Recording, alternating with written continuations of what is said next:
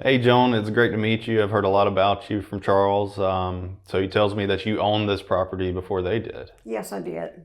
I owned it for 20 years. We lived here with my two sons and my ex-husband, of course.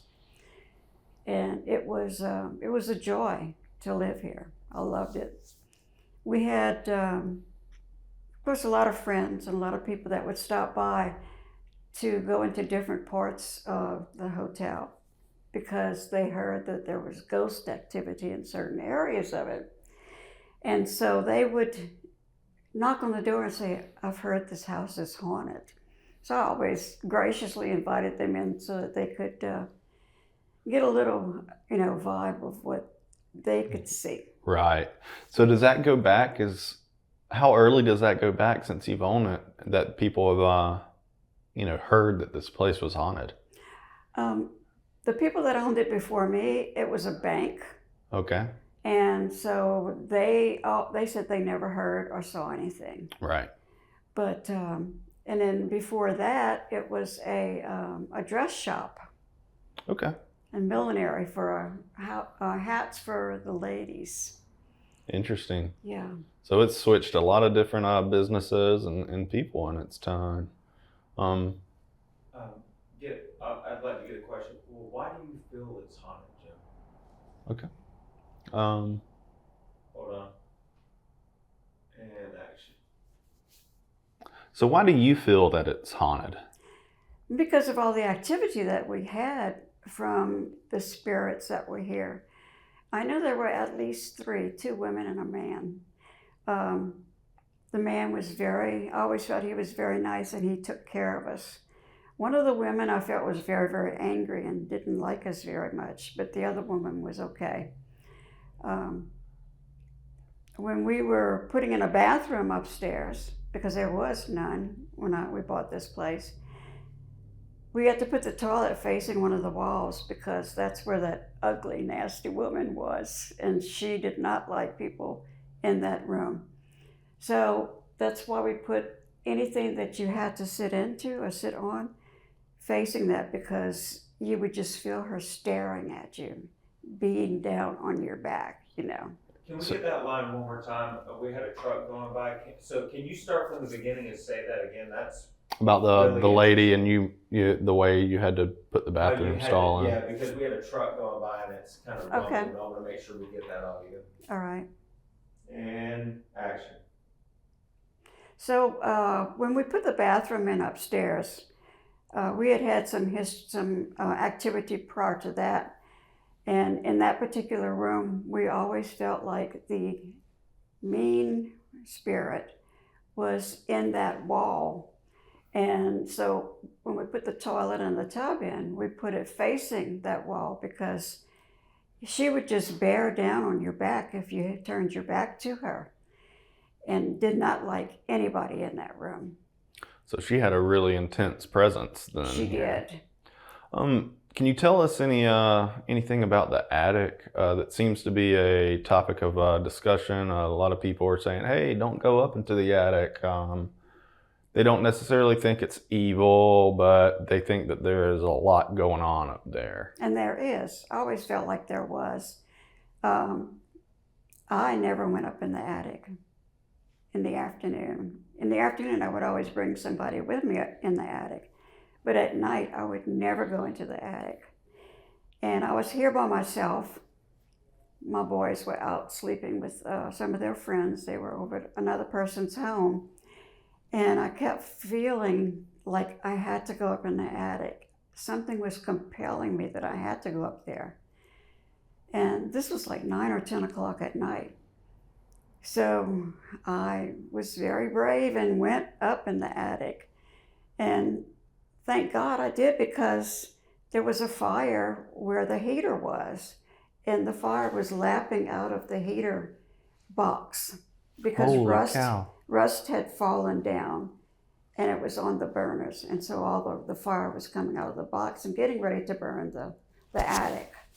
Wow. So do you feel like something was Oh, somebody here was telling you to? absolutely. There was no way that, it was not a human for sure. Right.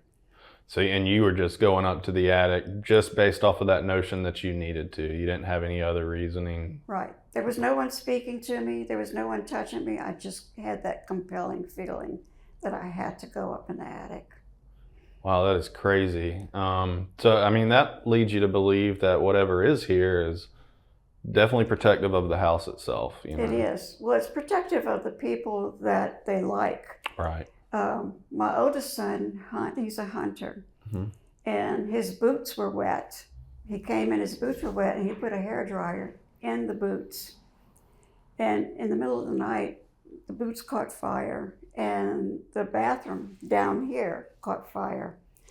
And there was something that was banging on the wall of his room from the servant stairs. And there's no way that a person could stand there and bang on the wall to get into his room right there. And so it woke him up, of course, and he smelled the smoke, and he came and got myself and my youngest son, and we went down to put the fire out. Of course, called the fire department and everything else. So we've had 2 fire incidences, and we've been protected with both. We were protected with both. So I never felt afraid or any, scared of our spirits. We just had one mean one that wasn't very nice. So there was an interesting thing that she said I want to touch on. You can say, well, look, Shane, he had an experience last night. You were talking about the woman presence up there that would weigh down on people's backs. So didn't you say something like that? Yes. Remember whenever I said it felt like somebody was on my back? Right. Last night? Yes. Oh, yeah. So I would like to touch on that, even that people don't have to see that live stream. I felt something similar to that too. Right. So Where were you? So I was in the room that has it's supposed to be a lot of activity in this room too, but First room on the right. Yes. Yes, we were told there was a demonic presence in there. And that was my eldest son's room. Okay. And he's a state trooper.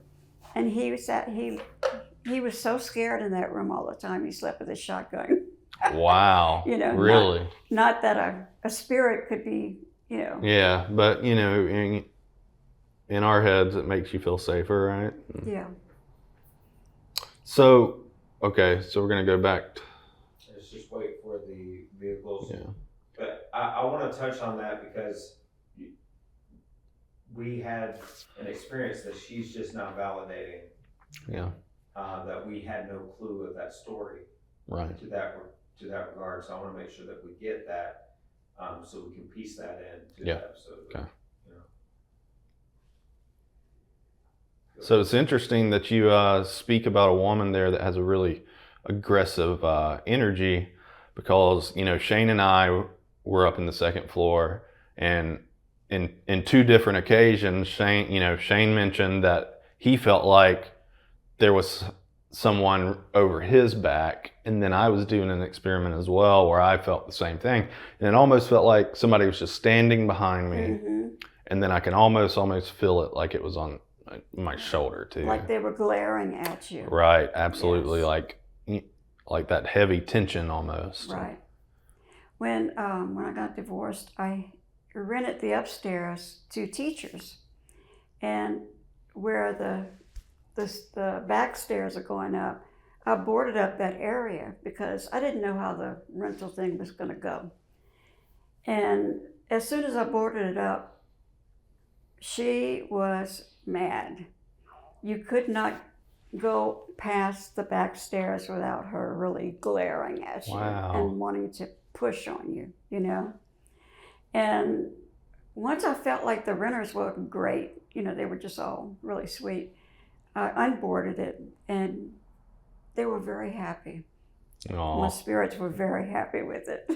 Yeah, again, it's another situation where they seem like they're protective and they're trying to do a job, right? And, Yes. You blocking that stairway is hindering them from doing said job, I guess. Well, that's fantastic and really, really interesting insight and some really firsthand occasions of stuff happening. So. Mm-hmm.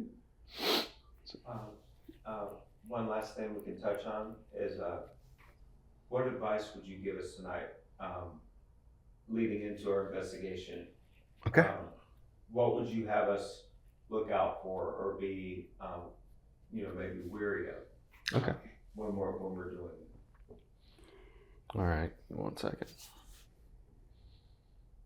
So, we're doing an investigation of this place to really dive into some of the paranormal occurrences here. What would be your advice in our investigation? What do you think we should be looking out for? Well, I think in the attic, there, because it's so, you can sense sometimes the anger, or you can just sense that it's not a nice place to go. I would definitely do that area. And also the middle bedroom upstairs, which we called the blue room, because it was always blue, but it always had a lot of activity there. Whenever we would have guests, that entity there would walk around the bed and sit on the end of the bed and fix the covers. And we had a young man from Michigan that had his Michigan blanket laid out, and the entity took the Michigan blanket and folded it up and put it on the end of the bed. So I think since we have good spirits and we have bad spirits, I think just be aware of the bad ones, and you'll probably get more feelings from them than you will from the good ones, Absolutely. And I wanted to mention one thing too about the attic. Okay. In the early 1800s, when this was built, the stagecoach drivers would come and drop off passengers, and also the steamboat that was in the bayou. And so the stagecoach drivers and the servants would stay upstairs in the attic. There were stalls built up there with some blankets and hay and different things. And so that's where they stayed. But there was I guess in the probably 1970s, there was a bad fire and the whole attic burned.